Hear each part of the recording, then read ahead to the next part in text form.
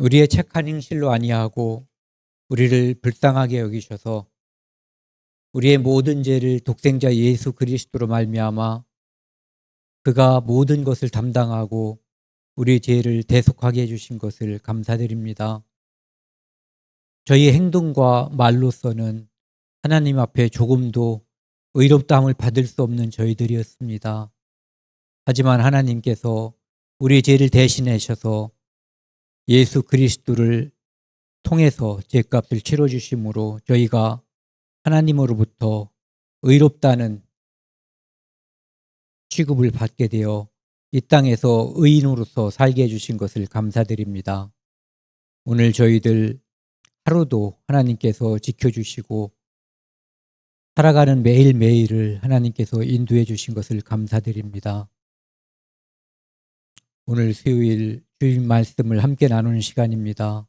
처음부터 끝까지 함께 해주셔서 하나님의 거룩한 뜻만이 나타날 수 있도록 끝까지 인도하여 주옵소서. 이 모든 말씀 우리를 사랑하시는 예수 그리스도 이름으로 감사하며 기도드렸습니다.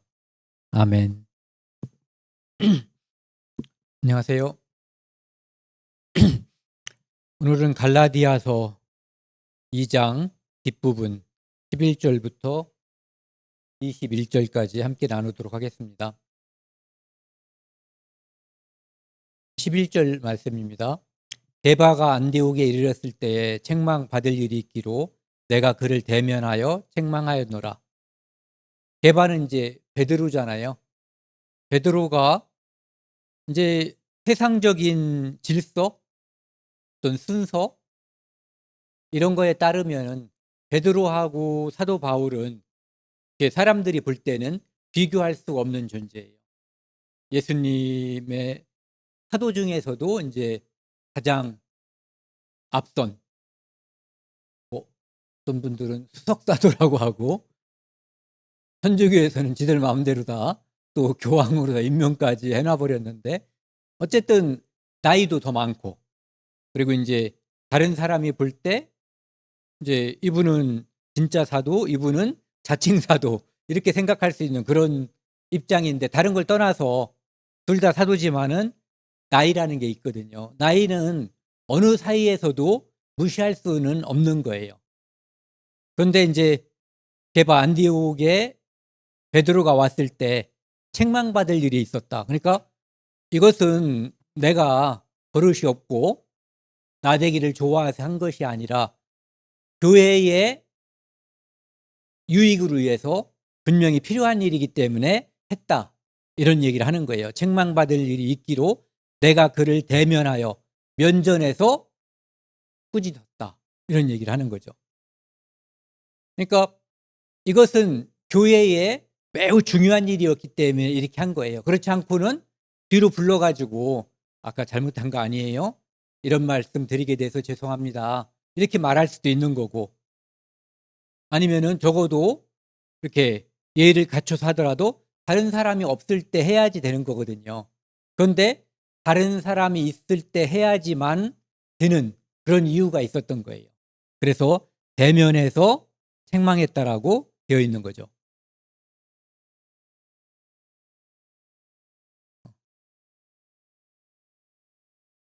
2절, 12절, 13절 보시면은요.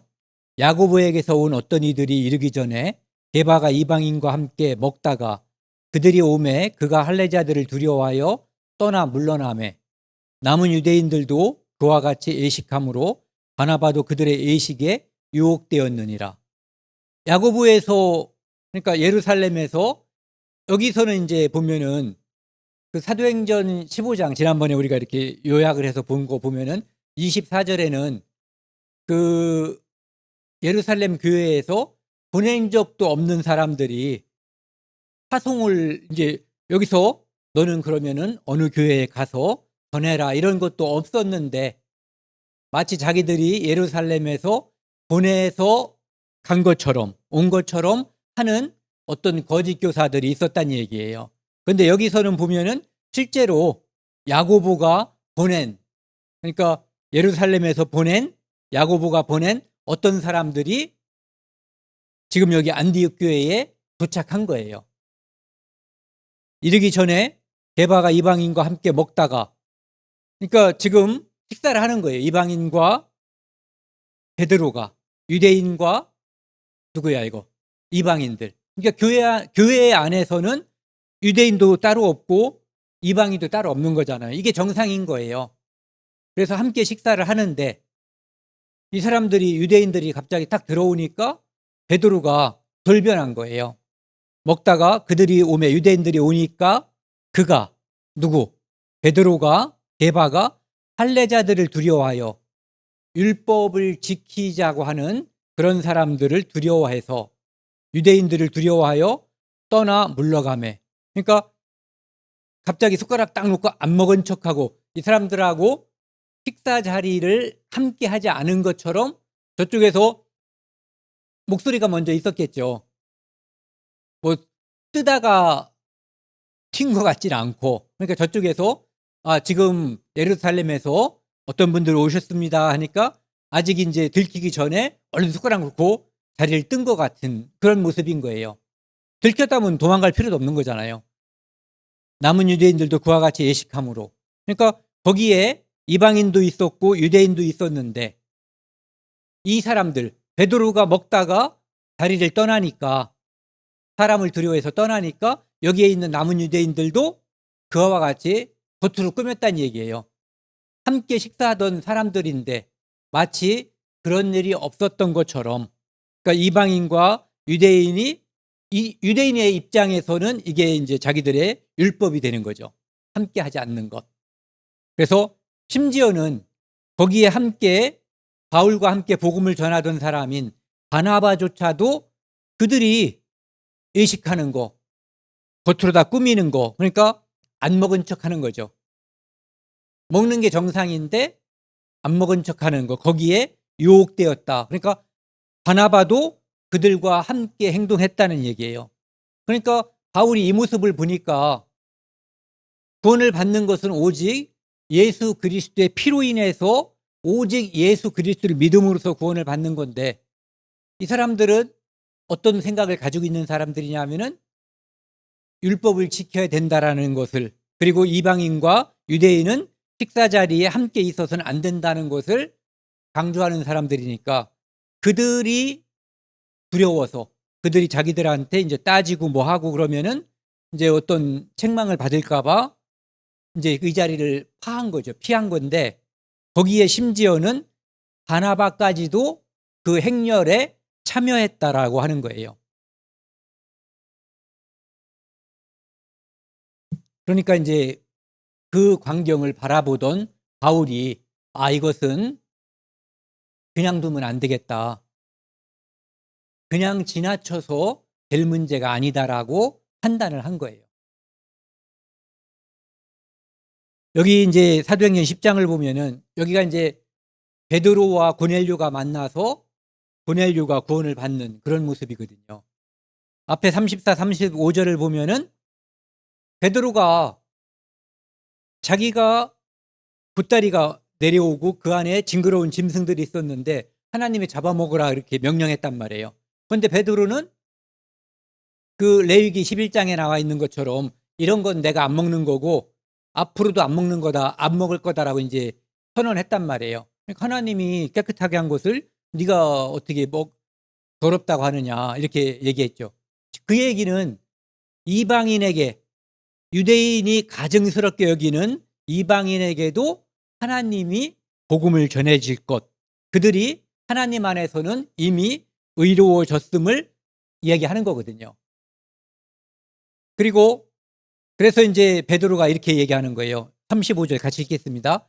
각 나라 중 하나님을 경외하며 의를 행하는 사람은 다 받으시는 줄 깨달았도다. 즉 고넬료를 받은 거예요. 유대인이 아닌데도 하나님께서 그를 구원으로 인도한 거예요. 그러니까 유대인들로 볼 때는 깜짝 놀랄 만한 일이 벌어진 거예요. 그 다음에 44, 45절도 보면은 심지어는 이제 성령이 눈에 보이는 형태로 내려와서 그들에게 이렇게 여기 성령이 말씀 듣는 모든 이에게, 모든 사람에게 내려오시니까 45절도 같이 읽겠습니다.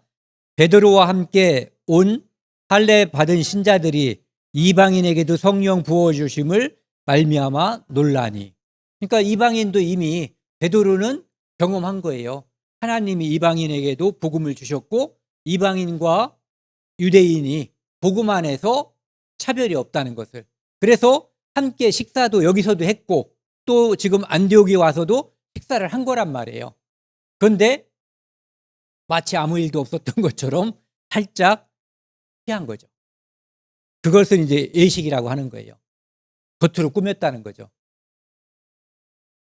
그 다음에 이 잠언 보면은 아까 이제 이 사람들이 사람을 두려워했잖아요. 그래서 모든 사람에게 이건 이제 적용되는 거예요. 사람을 두려워하면 올무에 걸리게 되거니와 여호와를 의지하는 자는 안전하리라. 지금 베드로가 사람을 두려워한 거거든요. 그러니까 아무런 거리낌 없이 있었던 거기 함께 있었던 유대인들도 베드로와 함께 행동을 동참했고 심지어는 바나바까지도 그렇게 하게 된 거예요. 지난번에도 이제 저 이런 말씀을 드렸지만은 우리가 복음을 전할 때도 이 말씀이 굉장히 우리한테 힘이 되거든요. 사람을 바라보면은 우리가 그 사람한테 불이익을 받을 수 있고 또 말하지 말라고 입틀막 아버지나 할아버지가 너 한마디만 더 하면 이럴 수도 있는 거예요. 그런데 우리가 하나님을 의지하고 믿으면 여기 보면은 여호와를 의지하는 자는 안전하리라. 네. 그 다음에 갈라디아서 우리가 앞에서 전전 시간에 보면 그거 나오거든요. 이제 내가 사람들에게 좋게 하랴. 하나님께 좋게 하랴. 사람들에게 기쁨을 구하랴. 내가 지금까지 사람들의 기쁨을 구하였다면 그리스도의 종이 아니니라. 율법 지키는 자도 그래 괜찮아. 그리스도만 믿으면 되는 것이 아니라 너네도 옳다고 볼 수가 있어. 이렇게 해줄 수가 없다는 얘기예요. 왜? 그것은 그리스도의 복음을 바꿔놓는 거예요. 변개하는 거예요. 즉 다른 복음이 되는 거죠.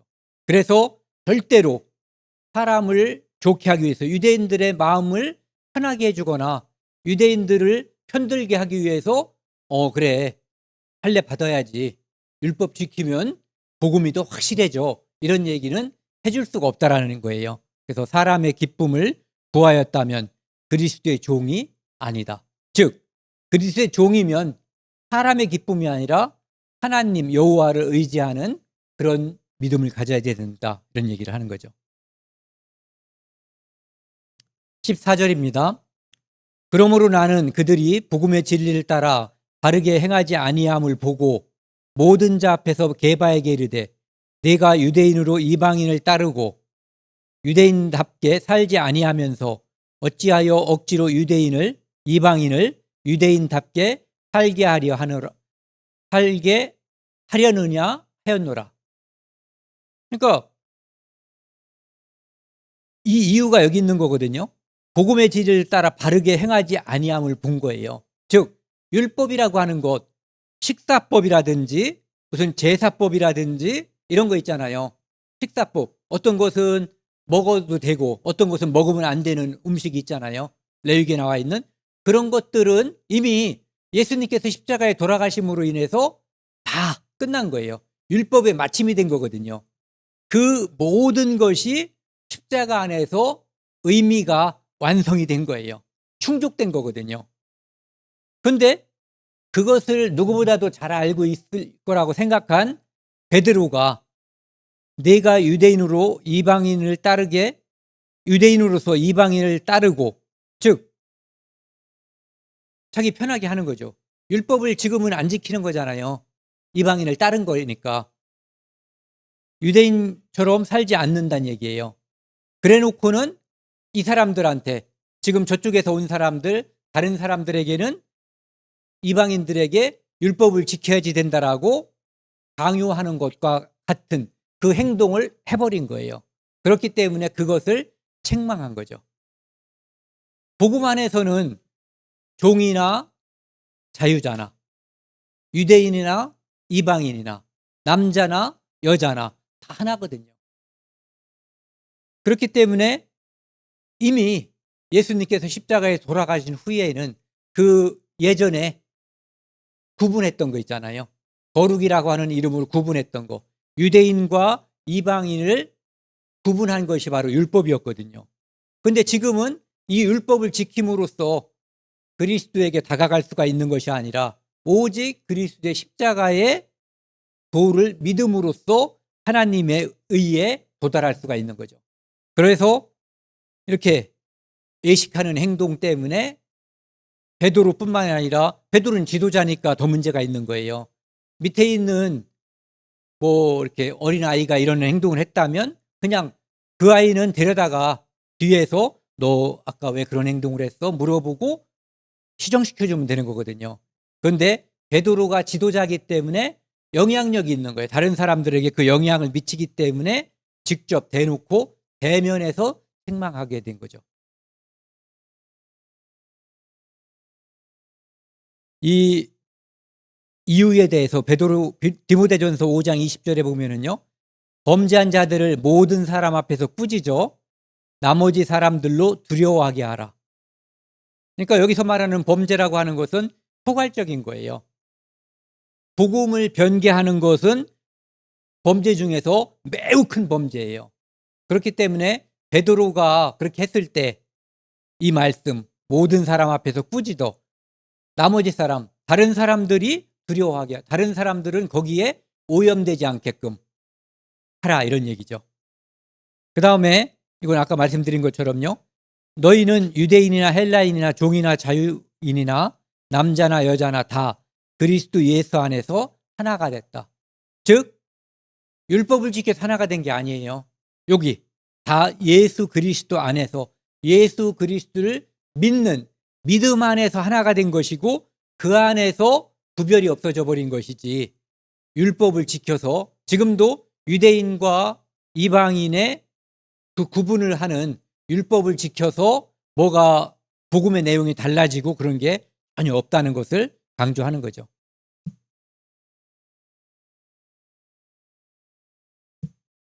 그러니까 모든 장벽이 십자가에서 다 허물어진 거예요.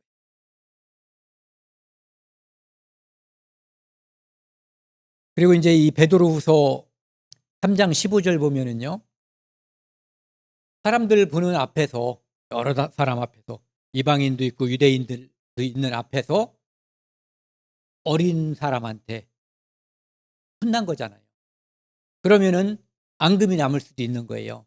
그런데 베드로는 이미 예수님하고 관계에서 자기가 큰 잘못을 했는데 용서받은 경험이 있는 사람이잖아요. 예. 그래서 그런지 몰라도 여기 보면은 우리가 사랑하는 형제 바울이라는 표현을 쓰고 있어요. 그러니까 나도 바울을 사랑한다. 즉 그때 그 자기를 여러 사람 앞에서 어떻게 보면 망신이라고 볼 수도 있는 거잖아요. 대놓고 책망했으니까 어린 사람이.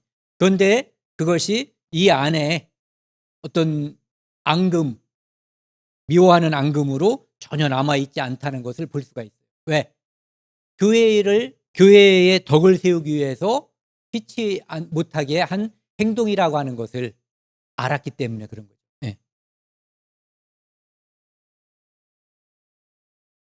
이제 바울이 무슨 말을 하냐면요.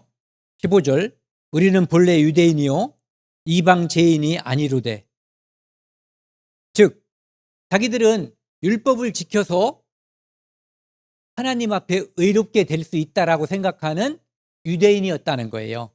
지금은 그런데 의미가 없어진 거죠. 이거 이미. 그런데 율법을 지켜서 의롭게 된다라고 믿었던 사람들이 유대인인 거예요. 그러니까 이방인, 죄인이 아니라는 거죠. 하지만 16절을 한번 같이 천천히 읽겠습니다. 사람이 의롭게 되는 것은 율법의 행위로 말미암음이 아니요 오직 예수 그리스도를 믿음으로 말미암는 줄 알므로 우리도 그리스도 예수를 믿나니 이는 우리가 율법의 행위로서가 아니고 그리스도를 믿음으로써 의롭다함을 얻으려 함이라.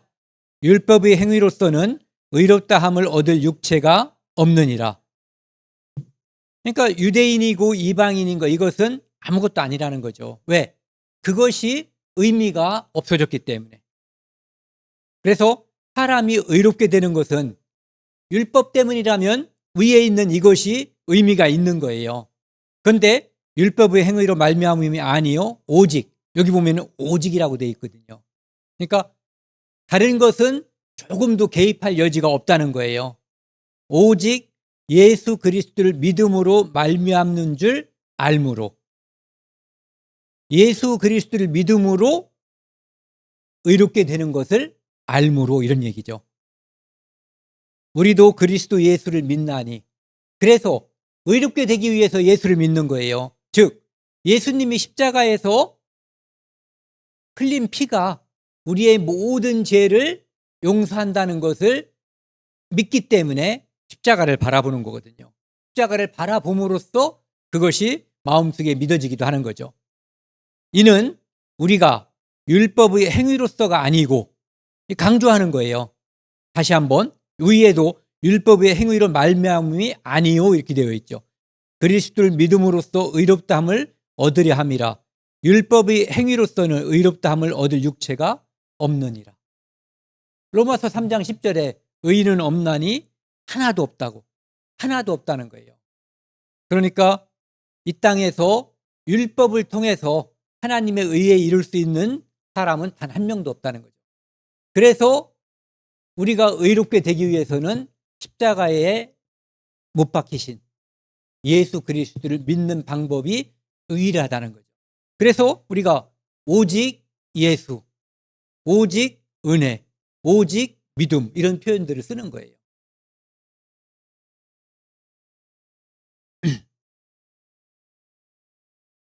그래서 로마서 3장 22절에 보면은 곧 예수 그리스도를 믿음으로 말미암아 모든 믿는 자에게 미치는 하나님의 의인이 차별이 없느니라. 유대인도 차별 안 하고, 이방인도 차별 안 하고, 종도 차별 안 하고, 자유자도 차별 안 하고, 여자도 차별 안 하고, 남자도 차별을 안 하고. 그러니까 하나님의 의에 이르는 방법은 오직 예수 그리스도를 믿는 믿음, 이거밖에 없다는 것을 말하는 거예요. 그러니까 갈라디아에서는 이 로마서에서 말한 것을 이렇게 뭐라 그러죠? 함축? 이렇게 그렇게 해가지고 짧은 문장으로 더 풍성한 이야기를 하고 있는 거죠. 17절, 18절입니다. 함께 읽겠습니다. 만일 우리가 그리스도 안에서 의롭게 되려 하다가 죄인으로 드러나면 그리스도께서 죄를 짓게 하는 자냐? 결코 그럴 수 없느니라. 만일 내가 헐었던 것을 다시 세우면 내가 나를 범법자로 만드는 것이라. 제가 요거를 한번 읽어드릴게요. 제가 가지고 이 책에 보면은 이 부분을 이렇게 설명하고 있는데 참 좋은 설명 같아요. 소개하려고요. 그리스도 때문에 율법의 길을 버리는 사람이 죄를 짓는 것이 아니고, 믿음을 알고 난 후에 율법의 길을 다시 걸으면서 율법을 새로이 유효하게 하는 자가 죄를 짓는 것이다.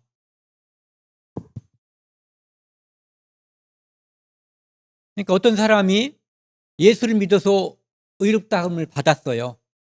그리고 그렇게 믿고 있었어요. 그런데 율법주의자들, 거짓 사도, 거짓 선생들이 와가지고 할례를 받아야 율법을 지켜야만 된다라고 주장을 해서, 그런데 나는 이제 그런 걸 안 하는 사람이란 말이에요. 그러면 뭐가 돼요? 죄인으로 드러나는 거예요. 그리스도께서 죄를 짓게 하는 것이냐? 예수님이 그러면은 우리를 죄 짓게 하는 거냐 이거예요. 뭐라고 돼 있죠? 결코 그럴 수 없느니라. 예수님이 우리를 죄 짓게 하는 것이 아니라 그들이 복음을 변개하고 복음을 잘못 말하고 있는 것뿐인 거죠. 그러니까 우리가 율법 안에서 죄인이라고 드러나는 것은 이 사도행전이나 로마서 8장 1절에 보면은 그러므로 그리스도 예수 안에 있는 자에게는 다시 정죄함이 없다고 돼 있잖아요. 그러니까 정죄함이 없어서 우리가 의롭게 된 것이지, 의롭게 됐기 때문에 정죄함이 없는 것이지, 율법을 지켜서 의롭게 된 것이 아니고 율법을 지켜서 정죄함을 받지 않는 게 아니라는 거죠. 그러니까 여기 보면은 만일 우리가 그리스도 안에서 의롭게 되려 하다가 예수님 때문에 이제 우리가 구원을 받은 거예요. 그런데 누군가가 그거 가지고는 안 돼. 너 할례 안 받았잖아. 그러면은 순간적으로 그 율법을 적용하면 나는 할례를 받지 않은, 율법을 지키지 않은 죄인이 되는 거예요. 그런데 그런 일은 없다는 거죠. 왜? 예수님이 이미 완전하게 이 율법을 우리에게 율법을 전혀 적용시킬 수 없는 율법의 마침이 되셨기 때문에 그런 일은 없다라고 하는 거예요.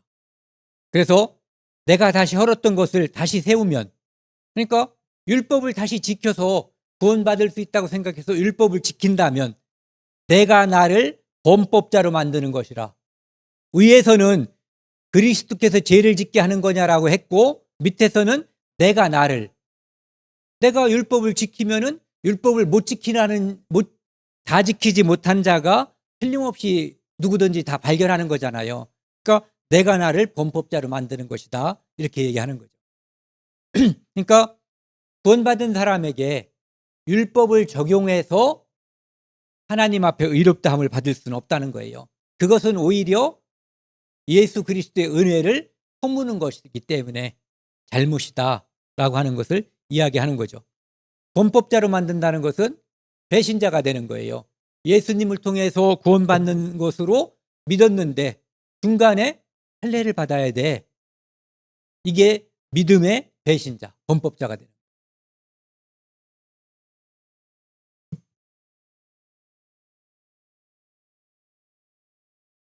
19절 말씀입니다. 내가 율법으로 말미암아 율법에 대하여 죽었나니 이는 하나님에 대하여 살려 함이라. 내가 그리스도와 함께 십자가에 못 박혔나니 그런즉 이제는 내가 사는 것이 아니요 오직 내 안에 그리스도께서 사시는 것이라. 이제 내가 육체 가운데 사는 것은 나를 사랑하사 나를 위하여 자기 자신을 버리신 하나님의 아들을 믿는 믿음 안에서 사는 것이라. 우리는 이것이 이 마음속에 이게 이루어진 사람들이거든요. 네. 내가 율법으로 말미암아 율법에 대하여 죽었나니. 예수님께서 십자가에 돌아가실 때 내 모든 죄가 예수님 안에, 어디 갔어 이거? 이거요. 우리의 모든 죄가 과거죄, 현재의 죄, 미래의 죄, 이 안에 내 죄가 빠진 게 있어요, 없어요? 이 다 들어있는 거거든요. 이것이 십자가에 걸려버린 거예요. 십자가에서 예수님이 돌아가실 때 하나님은 우리의 모든 죄를 저기다 걸어놓고 우리를 함께 죽이신 거예요. 우리 죄를. 네. 그래서 율법에 대하여 죽었나니 이는 하나님에 대하여 살려 함이라. 그래서 율법에 대해서는 죽고 죄에 대해서는 우리가 죽었고 의에 대해서는, 하나님에 대해서는 살아난 거예요. 네. 그러니까 예수님의 죽음이 내 죽음이 된 거고 예수님의 부활이 내 부활이 된 거거든요. 네. 20절 다시 한번 같이 한번 읽죠. 내가 그리스도와 함께 십자가에 못 박혔나니 그런즉 이제는 내가 사는 것이 아니요 오직 내 안에 그리스도께서 사시는 것이라. 이제 내가 육체 가운데 사는 것은 나를 사랑하사 나를 위하여 자기 자신을 버리신 하나님의 아들을 믿는 믿음 안에서 사는 것이라. 그러니까 이것은 그냥 간단하게 얘기하면 아까 말씀드린 예수님 죽음, 내 죽음, 예수님 부활, 내 부활. 그래서 예전에는 내 안에 죄를 가진 과거에나 육신에 내가 살고 있었다면 지금은 이 안에 하나의 인격체가 다시 들어온 거예요. 누구냐 하면은 예수님이 들어온 거거든요. 그래서 지금은 우리가 이중인격을 가지고 있는 거예요. 그래서 성령의 우리가 감화 감동을 받으면 예수님의 인격이 우리 안에서 표출되는 거고 막 살면 예수님의 인격이 사라져버리고 예전에 내가 살던 본래의 내 모습, 그것이 드러나는 거거든요. 그러니까 그 말씀을 하시는 거예요. 그래서 이미 우리는 십자가에 죽었다. 그래서 지금 우리가 사는 것은 내 안에 사신 예수 그리스도 안에서 그분이 살아가는 삶을 사는 것이다 하는 것을 이야기하고 있는 거죠. 로마서 지금 이 장면을요. 로마서 6장 3절에서 5절 말씀을 보면은요. 무릇 그리스도 예수와 합하여 세례를 받은 우리는 그의 죽으심과 합하여 세례를 받은 줄을 알지 못하느냐. 여기서 말하는 세례는 물속에 잠기는 그걸 말하는 것이 아니라 예수님의 죽음, 내 죽음, 장례, 장사를 말하는 거예요. 그래서 밑에 나와 있죠. 4절에. 4절, 5절은 같이 읽겠습니다. 그러므로 우리가 그의 죽으심과 합하여 세례를 받음으로 그와 함께 장사되었나니 이는 아버지의 영광으로 말미암아 그리스도를 죽은 자 가운데서 살리심과 같이 우리로 또한 새 생명 가운데서 행하게 하려 함이라. 만일 우리가 그의 죽으심과 같은 모양으로 연합한 자가 되었으면 또한 그의 부활과 같은 모양으로 연합한 자도 되리라. 네. 예수님의 십자가에서 죽으실 때 나도 모르는 사이에 우리의 의지와 의사와 관계없이 우리를 하나님은 거기다 옮겨놓고 예수님의 죽음이 내 죽음이 되게끔. 네. 그래서 그때 우리 죄가 다 죽은 거예요. 아까 말씀드린 요거 참깨 스틱에 있는 거 모든 죄, 옛날에 지은 죄, 오늘 지을 죄, 지은 죄, 앞으로 살면서 지은 죄, 지을 죄, 이 모든 죄가 십자가에서 함께 죽은 거죠. 그것을 이렇게 표현한 거예요. 우리가 그의 죽으심과 합하여 세례를 받음으로 그와 함께 장사되었다. 즉 우리는 그때 죽었다는 거예요. 그래서 우리가 자꾸 이 땅에서 나의 예수님의 인품이 아닌 다른 것을 드러내는 것은 강시와 같은 거예요. 강시 영화 보신 기억나세요? 죽은 놈이 자꾸 살아가지고 어떤 뭐에 이렇게 사주? 아니면은 명령에 따라서 움직이거든요. 우리도 구원받은 사람이 마귀가 이렇게 사주하는 대로 움직이면 강시나 마찬가지인 거예요. 네. 마귀의 종이 되는 거예요. 네. 그래서 예수님의 죽음, 내 죽음, 예수님의 부활, 내 부활, 이것을 우리가 마음속에 가지고 있으면 사는데 도움이 되고 또 우리가 뭔가 이렇게 자주 올라오잖아요. 다들 그러시죠. 이게 안 올라오면은 이미 죽은 거예요. 네. 오늘 준비한 마지막 말씀입니다. 2장 21절 같이 읽겠습니다. 내가 하나님의 은혜를 패하지 아니하노니 만일 의롭게 되는 것이 율법으로 말미암았으면 그리스도께서 헛되이 죽으셨느니라. 우리가 율법 지켜서 의롭게 될 수 있는 길이 있었다면 그런 길이 하나라도 가능했다면 예수님이 이 땅에 오셔서 죽은 일은 헛죽음이라는 거예요. 네. 그러니까 의인은 없나니 하나도 없다는 거. 그러니까 로마서에서 1장, 2장에서 3장까지 쭉 이야기하는 것이 의인은 없다는 거거든요. 이방인, 율법 없는 이방인도 의인이 아니고 율법을 지켜서 의인이 되는 것처럼 생각했던 유대인도 의인이 아니라는 거예요. 그래서 모든 사람은 하나님께서 죄 아래 가뒀다는 거거든요. 즉 모든 사람이 다 죄인이라는 거죠. 이것은 그들을 가둠으로써 처벌하기 위한 것이 아니라 예수님이 이 땅에 오신 목적이 있잖아요. 내가 의인을 부르러 온 것이 아니라 죄인을 부르러 온 거예요. 죄인을 불러서 회개시켜서 하나님의 나라에 갈 수 있는 의인을 만들어주기 위해서 이 땅에 오신 거거든요. 그렇기 때문에 하나님의 의인 은혜를 패하지 아니하노니, 하나님의 은혜를 패한다면 예수 그리스도를 배척하는 거예요. 과거의 유대인들이 그랬고 상당수의 유대인들이 지금까지 이렇게 살고 있는 거거든요. 자기가 무엇을 해서 하나님의 의를 이룰 수 있는 것처럼, 그리고 예수 그리스도를 믿지 않는 모든 종교인들, 그가 뭐 기독교라는 이름을 가지고 있어도 예수님을 믿지 않으면 마찬가지인 거예요. 어떤 종류의 종교를 가지고 있는 그 모든 사람들이 대부분 뭔가 자기의 행위로 경지에 이르려고 돌을 닦아서 뭔가 하나님께 이름을 뭐라고 부르든 간에 그분께 의롭다함을 받으려고 시도하는 거거든요. 근데 그 모든 시도는 다 100% 실패하는 거예요. 왜? 인간은 죄인이기 때문에 의를 행할 수 없어요. 그러니까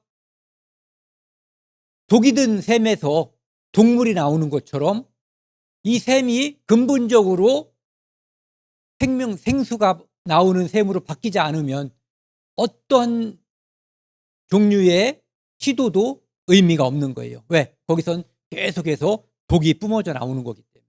그래서 우리도 예수 그리스도를 통해서 예수 그리스도의 죽음이 내 죽음이 되지 않으면 내 노력으로 하나님의 의에 이르려고 하는 모든 시도는 다 의미가 없는 거죠. 그래서 칭의란 말은 내가 노력해서 의로워지는 것이 아니라 하나님께서 예수의 죽음을 내 죽음으로 받아주어서 나를 의롭다고 해주신 거예요. 즉 예수님의 의가 나한테 오게 한 거죠. 이걸 전가라고 쓰죠. 전가. 그분의 것이 우리한테 불러 떨어져서 이곳으로다가 시집 왔다, 옮겨졌다 이런 얘기를 하는 거예요. 한번 다시 읽고 같이 한번 읽고 마치겠습니다. 내가 하나님의 은혜를 패하지 아니하노니 만일 의롭게 되는 것이 율법으로 말미암았으면 그리스도께서 헛되이 죽으셨느니라. 아멘. 그래서 다시 한번 말씀드리면 오직 예수, 오직 은혜, 오직 믿음. 율법은 설 자리가 없는 거예요. 네. 함께 기도하시겠습니다. 하나님 아버지 감사합니다. 율법으로 말미암아 의롭게 되는 것이 우리에게 허락되었으면 우리는 다 망하는 자가 되었을 겁니다. 하나님께서 그것을 아시고 우리를 사랑하셔서 예수 그리스도를 보내주시고 그 독생자 예수 그리스도의 십자가의 피로 말미암아 우리의 모든 죄를 용서해 주시고 다시 기억도 하지 않는다고 해주셨으니 감사드립니다. 하나님 아버지, 우리 주변에 특별히 우리 부모님들 아직 하나님의 은혜를 완전히 마음속으로 믿어지지 않는 그런 상태에 많이 있습니다. 그 마음의 문을 열어주시고 우리 부모님들이 예수 그리스도를 통한 구원만이 완전하고 온전한 구원임을 마음속에 믿어지도록 인도해 주시고 역사하여 주옵소서. 우리를 구원해 주신 예수 그리스도 이름으로 감사하며 기도드렸습니다. 아멘.